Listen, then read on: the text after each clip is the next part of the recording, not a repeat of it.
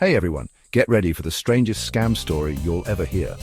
Imagine someone in Japan managed to deceive people for a whole 20 years. Not only that, but he also convinced major investors and a local government with a fictional idea. There was a guy in Japan who pulled off a scam that lasted 20 years. Unbelievable! Let's tell the story. The story began in Tokyo, the city that never sleeps, where everything is possible. This guy's name is Kazutaka Fukuda. He had big ambitions and crazy ideas. He claimed to have amazing technology that could turn water into gasoline. Sounds like science fiction, right? But Fukuda had a way of convincing anyone. But this guy managed to convince major investors and even a local government. People believed him because he showed them fake experiments.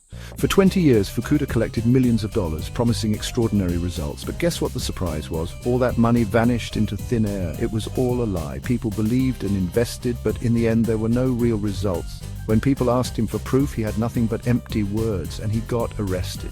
Fukuda was jailed for a few years. The strange thing is, how did he manage to deceive people for so long? How did he manage to keep up this deception for 20 years?